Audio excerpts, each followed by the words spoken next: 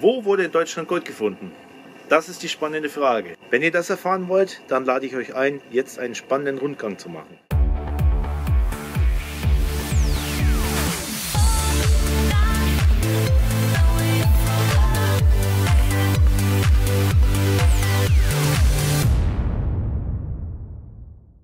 Goldkronach ist ja eine der ältesten Bergbaustätten in Deutschland und Goldkronach bietet hier die Möglichkeit, dass man mal in so einen Schacht rein kann.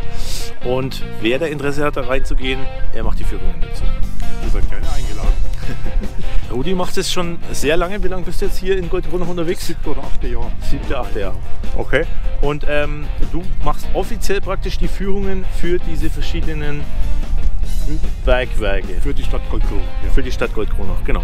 Wer jetzt sich das Ganze gerne mal anschauen möchte, es gibt ja dieses Infohaus hier am Goldberg.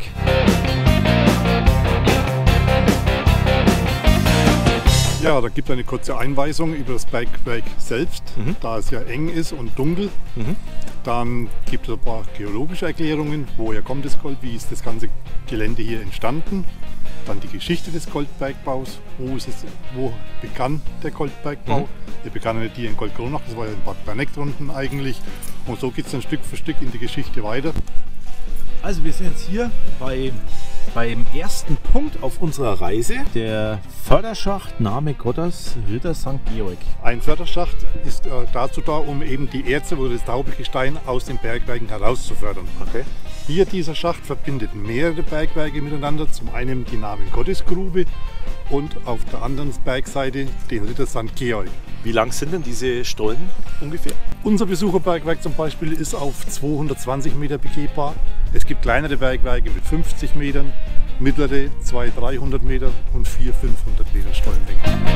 Die nächste Frage ist natürlich, sind diese Bergwerke eigentlich bis zum letzten Krümel ausgebeutet worden oder findet man da noch was drin? Es ist schlecht zu beantworten.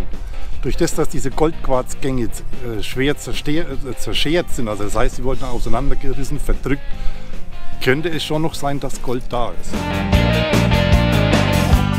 Also wenn der Goldpreis noch ein bisschen steigt, dann könnte es schon sein, dass da noch mal die Bagger anrollen, ne? Naja. Was ist denn jetzt der Unterschied zwischen am Schacht und am Stollen? Der Schacht ist senkrecht, der Stollen ist waagerecht. Ja, da sind wir gleich bei der nächsten Frage. Und zwar, wie findet man denn eigentlich plötzlich einfach so einen Quarzgang? Da runter? Da runter, ja. Also hier geht es jetzt zum Besucherbergwerk Mittlerer Name Gottes. So schaut es aus. Genau. Und jetzt sind wir hier an der historischen Bergbaustätte Nummer 2. Der Pingen. Der Pingenzug. Jawohl. Ja. Wie findet man diese Goldquarzgänge? Die waren ja erst am Ende der Goldbergbauzeit abgebaut worden. Zuerst hat man eigentlich freies, loses Gold im Waldboden gefunden. Das waren die sogenannten Flehzwerge. Und ein Flehzwerg ist nichts anderes als ein stark verwitterter, uralter Goldquarzgang.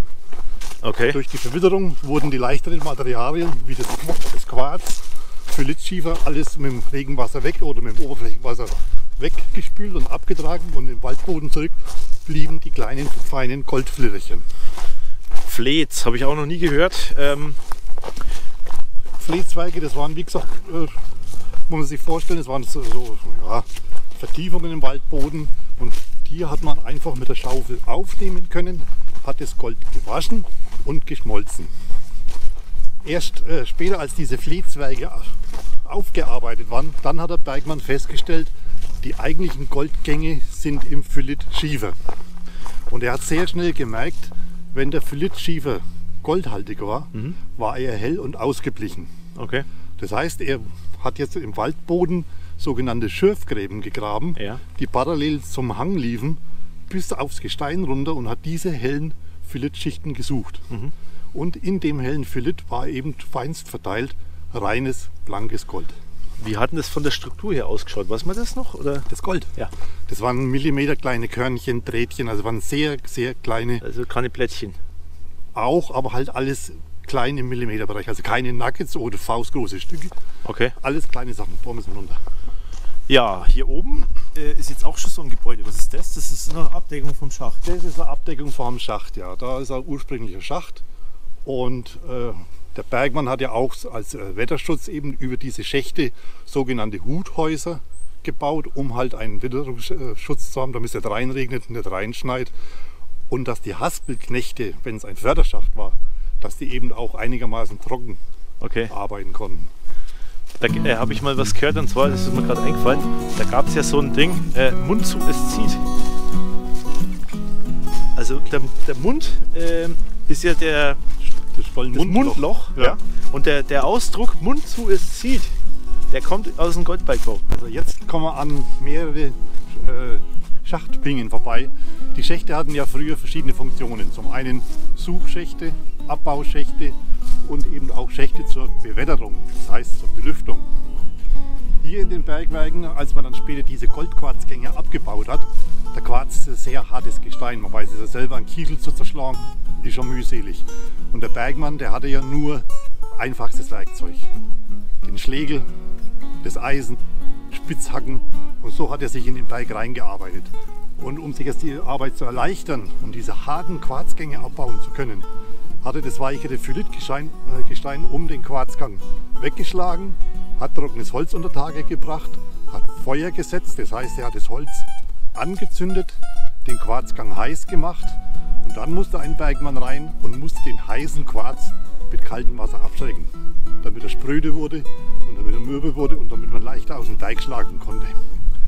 Und die Schächte hatten eben die Funktion zur Bewetterung, zur Belüftung. Man weiß ja, heiße Luft ist leichter wie kalte, steigt auf, und über den nächsten Schacht wird Frischluft nachgezogen, und so war eine Bewetterung, eine Belüftung der Bergwerke gesichert.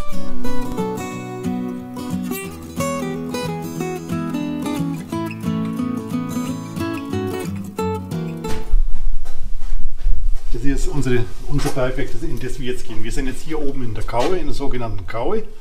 Dann gehen wir die Straße runter und da unten ist das eigentliche Stollenmundloch. Und dann gehen wir den ganzen Berg rein, an verschiedenen Schächten vorbei, an verschiedenen Abbaustrecken vorbei, bis zu einer Umfahrung, bis zum Ende des begehbaren Bergwerkes.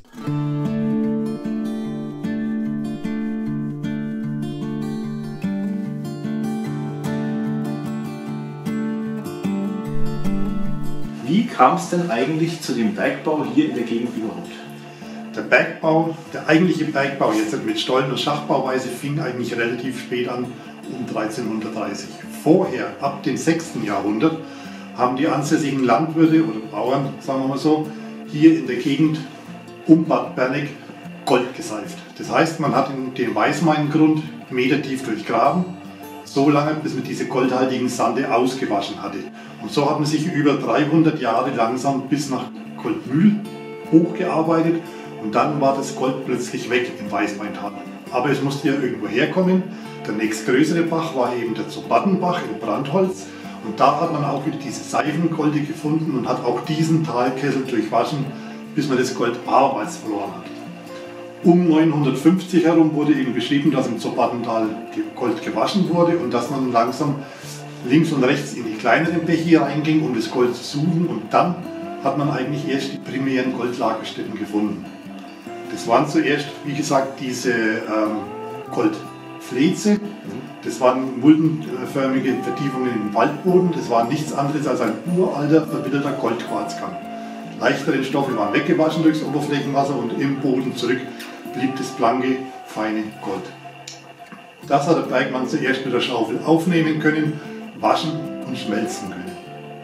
Dann hat er festgestellt, dass diese Flezwerke abgebaut wurden, dass auch im Phylit, in dem anstehenden Gestein hier, viel freies Gold enthalten ist. Und er hat es schnell herausgekriegt, wenn der Phylit ausgeblichen und grau war. Normalerweise ist der Phylit dunkelgrau, dunkelgrün. Da wusste er, da ist viel Gold drinnen. Und dann hat er angefangen, erstmal in Schachtbauweise. Das heißt, er hat einen Schacht abgetäuft, solange bis er im Grundwasser Probleme gekriegt hat. Jetzt denken wir an Berg- und Grundwasser, aber durch den Steilstand vom Gestein konnte er immer Regenwasser, Schmelzwasser eindringen und hat eben diese Schächte mit aufgefüllt. Was hat der Bergmann gemacht? Hat den einen Schacht aufgegeben und unmittelbar daneben den nächsten abgetäuft. Und so hat er es eben gemacht, bis er eben nicht mehr durch den Grundwasser durchkam. Und erst um 1363 herum hat man die ersten Stollen unter den Grundwasserspiegel getrieben. Man wusste ja, es ist ja in der Tiefe immer noch Gold. Ja. Und dann ist man erst eben mit dieser Stollenbauweise rangegangen und hat diese Goldadern, noch nicht die Goldquarze, die hat der alte Bergmann gar nicht beachtet. Die waren ihm zu unedel, waren viel zu gering für ihn zu gering am Goldgehalt. Okay, also was Maßen. Ja, man hat die auf Halde geworfen, hat die gar nicht beachtet. Erst um 1530 herum, als die Ausbeuten in den Bergwerken zurückgingen, haben sich die Bergleute daran erinnert, die alten Bergleute haben ja diese Quarze, auch die Sulfidmineralien haben die nicht interessiert. Pyrit, Arsenopyrit und diese Sachen, die waren ja auch goldhaltig, aber gering im Vergleich zu dem, was die aus dem Pyrit rausgeholt haben. Und dann hat man erst um 1530 diese ganzen alten Halden durchkuttert, wie der Bergmann sagt. Man hat die umgegraben, die Quarze gebeugt, die Sulfidmineralien rausgeholt, gepocht, gemahlen und geschmolzen. Ja, jetzt ziehen wir uns unsere Regenjacke an, weil wir brauchen die unten im Berg. Gibt es XXL? Einmal XXL für mich. Und als nächstes gibt es noch einen Helm mit einer kleinen, wie heißt das Ding da oben drauf? Geleuchtet. Kapitlampe. Ja, nicht ganz, das ist aber schon moderner. Und dann wird diese Lampe hier vorne drauf gesteckt.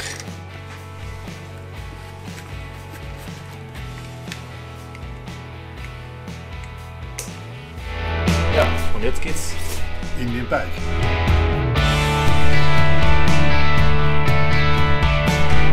Ja, und zur Sicherheit haben wir immer noch ein bisschen eine Extra-Lampe dabei. Das ist wie bei den 7 Zwergen. Hi ho. Hi ho. Bei dem Schacht hier sieht man jetzt noch dieses kleine braune Band. Was man hier sieht, das ist der Rest von dem Quarzband, das man von oben herunter verfolgt hat und den Schacht in die Tiefe getrieben hat, bis man den eigentlichen Goldquarzkern gefunden hat. Und auch durch diese Schächte fuhren oder stiegen die Bergleute ein in den Berg, durch diesen engen Schacht. Es waren Fahrten, also Leitern eingebaut. So konnte man von Leiter zu Leiter eben hier in den Berg einfahren, wie der Bergmann sagt. Er geht ja nicht in den Berg, er fährt ein.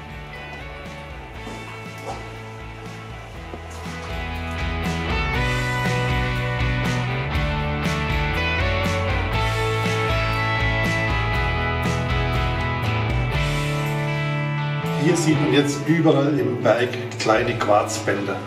Diese Quarzbänder und diese Ausfüllungen, das waren früher kleine Hohlräume, bedingt durch Tektonik, durch Gebirgsfaltung. Und hier konnten später heiße Fluide eindringen, das Quarz und teilweise auch das Gold und andere Metalle bringen. Das ist das Quarzband, oder das sind die Quarzbänder, die der Bergmann eben gesucht und gefördert hat, abgebaut hat.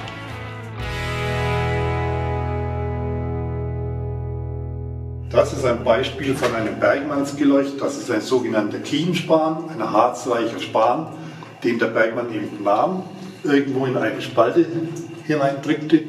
Oder wenn er Transportarbeiten machen musste, er braucht ja beide Hände, hat er den Kienspan in den Mund genommen und hat so den Transport verrichtet. So, wohin geht's jetzt? Jetzt geht es weiter in den Berg rein. Hier sieht man zum Beispiel, hier hat sich eine Quarzader geteilt. Der Bergmann ging der Quarzader links herum nach und nach wenigen Metern ist die Quarzader ausgebissen, das heißt, sie ist weg, sie ist verloren und dann erst ist der Hauptader gerade in den Berg hineingefolgt. Der Hauptader folgen wir jetzt.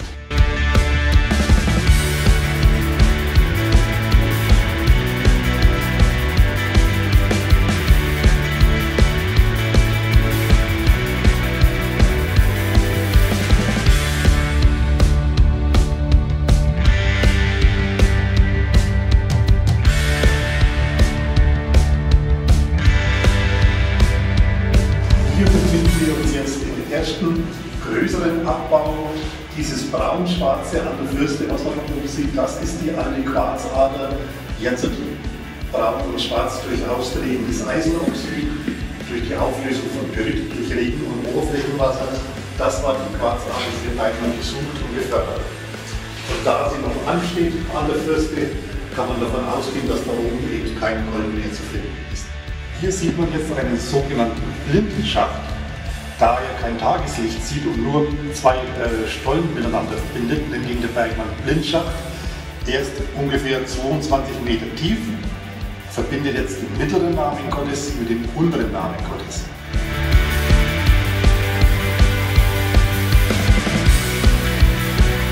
Über uns sind wir jetzt genau die Quarzader. Das sind auch wieder Quarzadern, ja.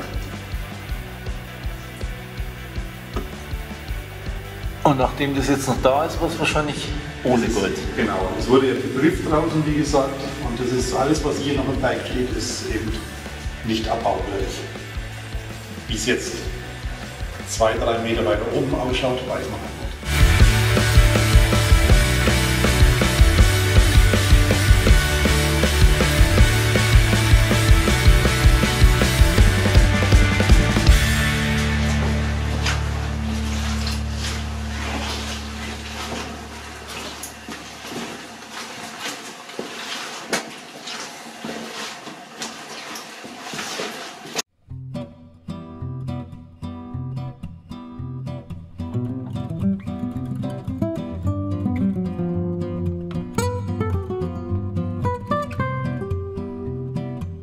Zum einen ging der Abbau hoch bis zum oberen Namen Gottes, den kleinen Stollenmundloch, was wir gesehen haben. Und vorne konnte man früher runterschauen bis zum unteren Namen Gottes. Das war ein durchgängiger Erzkörper von ungefähr 60 Metern Länge oder Tiefe. Ja, Frage zu diesen Holzbalken dazwischen. Was haben die gebracht? Zum einen Stützhölzer und zum anderen hier in dem Bereich ist ja der Bergmann zu Fuß gegangen. Da waren eben Bretter und Bohlen drauf, um die Strecke befahren zu können. Ist die Spalte natürlich oder hat die jemand rausgeklopft? Nein, da war dieser Quarzkang drinnen. Die ist unnatürlich. Die war ausgefüllt mit diesem Quarzkörper, der eben goldhaltig war. Den hat der Bergmann eben aus dem Berg gebrochen und zutage gefördert. Also auch das, was unter uns ist. Genau. Wie gesagt, ungefähr 30 Meter bis zum unteren Namen Gottes. Und als man gemerkt hat, dass man einen und denselben Erzkörper abbaut, hat man diese 3 Bergwerke zu einem Bergwerk, zu einem gemeinsamen Namen zusammengefasst, den Namen Gottes. Das ist eine Rekonstruktion von einer sogenannten Arbeitsbühne. Wie gesagt, die Bergleute sind ja bis zu 30, 35 Meter in die Höhe gegangen. Da hat man links und rechts eben Pfostenlöcher in den Berg geschlagen, hat Hölzer eingearbeitet und entweder mit Rundhölzern oder mit Bohlen abgedeckt, um eine Standfläche zu haben, um dann in die Höhe arbeiten zu können. Hier sieht man jetzt auch wieder, hier ist die Hauptader und hier ging eine Nebenader ab und der folgen wir jetzt.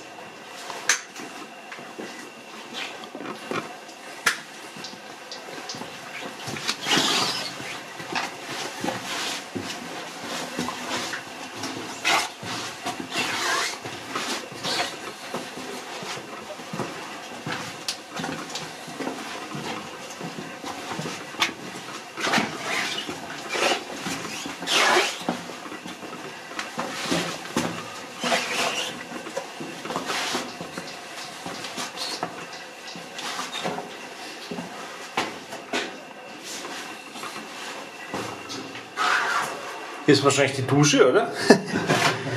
Das ist ein kleiner Nebenort, da ist man auch der Quarzader nachgegangen und da hängt eigentlich immer die heilige Barbara drin. Aha. Also normalerweise soll sie am Stollenanfang aufgestellt sein, aber hat sich vorne nichts ergeben und dann hängt man sie hier rein. Auch hier wieder die Quarzbänder. Aber da sehen wir noch schöne große weiter hinten.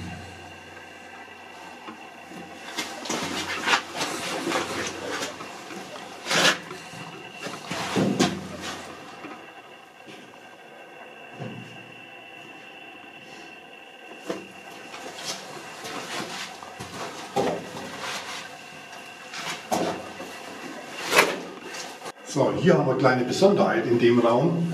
Der ist jetzt neu. Der gehört zu der sogenannten Umfahrung, die sich hinter mir befindet. Frühere Führungen haben ja vorne am Gitter geendet, wo man in den Abbau reinschauen konnte. Und über den Abbau durfte nicht geführt werden. Man hat es gesehen, zu gefährlich. Man wusste aber von der Forschung her, es ging weiter und man wollte das auch der Öffentlichkeit zugänglich machen. Also hat man hier eine sogenannte neue Umfahrung gemacht. Das heißt, man hat nichts anderes als einen etwas moderneren Stollen gebohrt und gesprengt. Das haben tschechische Bergleute gemacht und ausgeführt. Und hier in dem Raum, wie gesagt, da sind jetzt noch, kann man noch an der Seite erkennen, die Druckluftanschlüsse. und gleichzeitig die Bohrung für das Wetterloch, für die Zwangsbelüftung.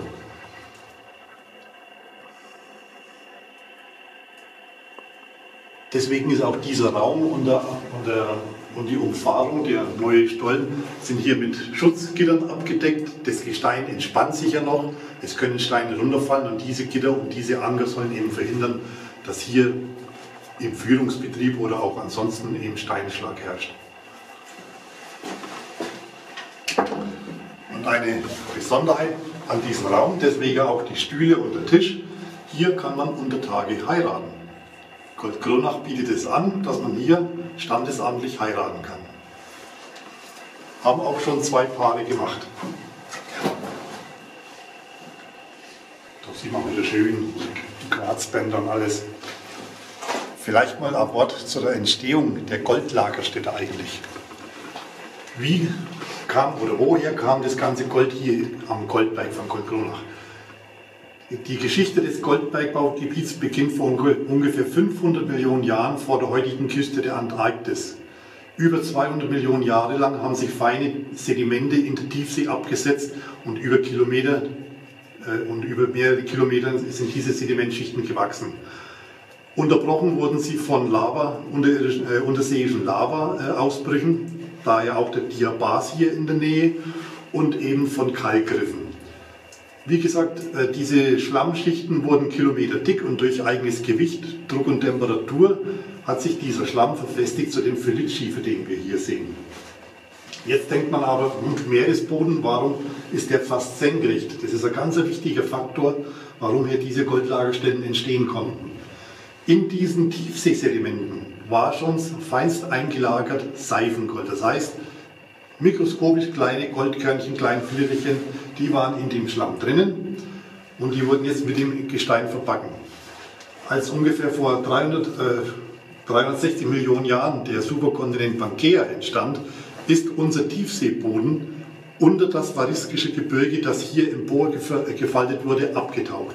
Es kam in tiefere Schichten, wurde aufgeheizt und es konnten sogenannte Fluide eindringen. Fluide sind heiße Wässer, die im Felsen zirkulieren, bis zu 400 Grad heiß. Die konnten jetzt ins Gestein eindringen, diese Goldflitterchen, den Quarz, Andimon, Eisen lösen und in offene sogenannte Scherklüfte bringen. Diese Scherklüfte entstanden bei der Gebirgsfaltung. Man sieht hier diese Quarzbänder, das waren alles Risse durch die Tektonik, durch die Bewegung des Gesteins, die aufgebrochen sind. Und in diese Scherklüfte konnten dann diese goldhaltigen Fluide eindringen. Diese entstandenen Goldquarzgänge waren aber gering.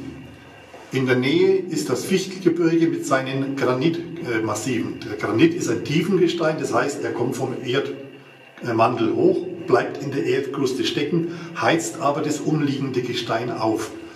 Auch dieser Granit brachte wahrscheinlich das Gold mit in diese Phylit oder in diese Scherklüfte mit.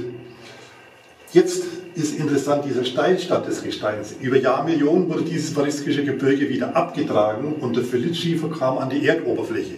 Und durch den Steilstand konnte jetzt ein aggressives Oberflächenwasser eindringen und diese uralten Goldquarzgänge auflösen und mit dem Sickerwasser in die Tiefe transportieren. Und bei den nächsten Sulfidmineralien, Pyrit, Arsenkies, Arsenopyrit, hat sich das Gold wieder abgeschieden und so ging das über Jahrmillionen immer weiter in die Tiefe, während das Gestein ja oben abgetragen wurde. Und so entstanden eben in der Tiefe zwischen 30 und 60 Metern diese Reicherzzonen, die der frühe Bergmann abgebaut hat. Und letztendlich vor 2 Millionen Jahren, als die Eiszeit zurückging, als die Gletscher abschmolzen, wurde die Oberfläche massiv abgetragen und diese Goldquarzgänge kamen wieder an die Erdoberfläche und wurden so zu den Seifengolden, die man in Weißenmain und in der Kronach gewaschen hat und gefunden hat. Wir sind jetzt in der sogenannten Umfahrung. Das ist jetzt ein neues Stück Stollen, das eben aus dem Berg herausgebohrt und herausgesprengt wurde. Man war auch von der Museumsseite her, Goldkronach hatte auch noch ein Bergbaumuseum, war man an dem Abraum interessiert, weil man doch hoffte, man war ja zwischen 2 Erzzonen, dass man hier in dieser Strecke eventuell noch Erze, vielleicht auch Gold findet. Aber man hat leider nichts gefunden. Hier sind wir jetzt auf der Rückseite vom Abbau. Hier kann man jetzt von der anderen Seite in den schmalen Abbau reinschauen. Hier zum Beispiel haben wir wieder das Beispiel von einem Blindschacht. Unter uns ist eine zweite Abbaustrecke. Man sieht das Geröll.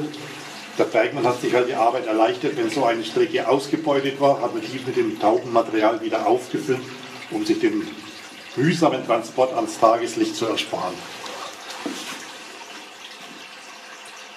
Hier sieht man auch die sogenannte Wasserseige.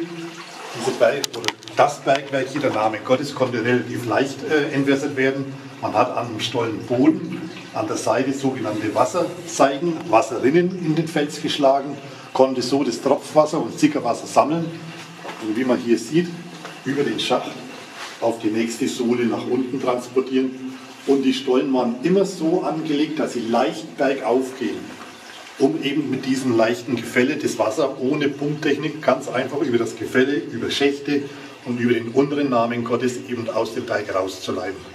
Hier sieht man jetzt zum Beispiel, wie schwankend der Goldgehalt in den Quarzadern war. Hier an der Umfahrung wurde eine frische Quarzader angeschlagen und hier im historischen Teil sieht man, dass diese Quarzader sich geteilt hat und abgebaut wurde. Aber hat sich verdrückt und wurde schnell verloren. So schwankend war der Goldgehalt. Hier hat es sich rentiert und in der Umfahrung war nichts mehr zu sehen. Ja, und das sind praktisch die Stellen, wo die Leute mit der eigenen Hand geklopft haben. Ja, das sind diese Schremmspuren mit dem Hammer und mit dem Eisen. Und das Schwarze, was ich am Finger habe, ist Ruß. Könnte noch Ruß sein, ja. Hier an der Wand sieht man jetzt noch die schwarzen Rußspuren vom Feuersetzen. Der Quarz ist ja ein sehr hartes Gestein und um sich die Arbeit zu erleichtern, hat der Bergmann eben unter Tage Feuer gesetzt. Das heißt, er hat den weicheren Phyllitschiefer links und rechts von dieser Quarzader weggeschlagen, dass sie frei in den Raum stand, hat um die Quarzader Holz aufgeschichtet, hat das Holz angezündet und abbrennen lassen. Man kann sich ja vorstellen, wenn das Holz brennt und raucht und rußt, es war ziemlich dicke Luft herinnen. Solange eben Feuer setzen war, durfte keiner im Stollen arbeiten. Und wenn die Feuer abgebrannt waren, dann musste ein Bergmann mit kaltem Wasser vor Ort gehen und musste diesen heißen Quarz abkühlen, damit er mürbe, spröde wird, damit man ihn leichter aus dem Berg schlagen kann. Und davon zeugen noch diese schwarzen Rußspuren hier an der Stollenwand.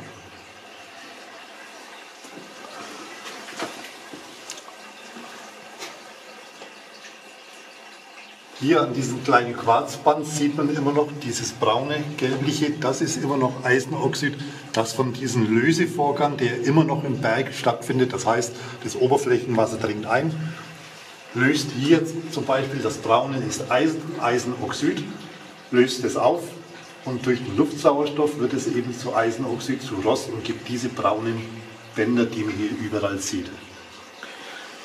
Und was ist jetzt eigentlich der Indikator, dass da Gold mit dran hängt? Die Alten haben beschrieben, wenn der Quarz grau und fettig glänzt, dann ist er ziemlich goldhaltig. Haben wir da irgendwo noch ein Beispiel? Leider nein. Leider nein.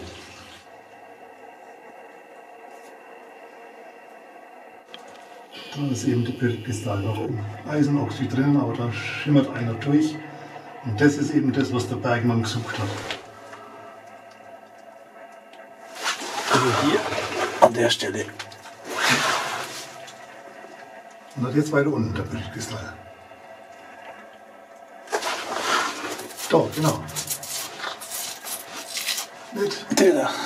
Das war er. Bräuchte mal Wasser jetzt. Oh, das Und an dem Pyrit kann dann das Gold mit. Genau, und in dem Pyrit war das Gold gebunden, im Arsenkies und im Arsenumpyrit. Und diesen Sulfidmineralien, die waren auch goldhaltig.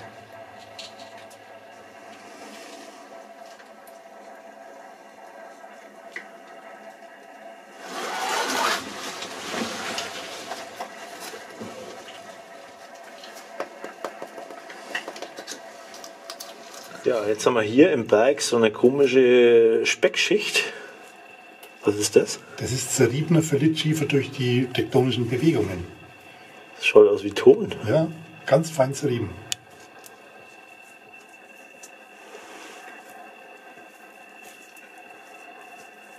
So eine Störung hat eben im Schmutzler drüben, im Schmutzlerstollen eben verhindert, dass man weiter in den Hauptstollen reinkommt. Weil da ziemliche große Störung drin ist. Ach so, und das fällt dann zusammen. Eine Lette und so, ja, es fällt vor oben alles nach dann. Das sind ja bloß kleine Störungen, aber das da drüben ist schon massive. So, der wäre bis zu über 400 Meter lang. Man kommt halt, oder man macht momentan noch nicht, man kommt nicht durch. Hier überall diese Pampel, ne?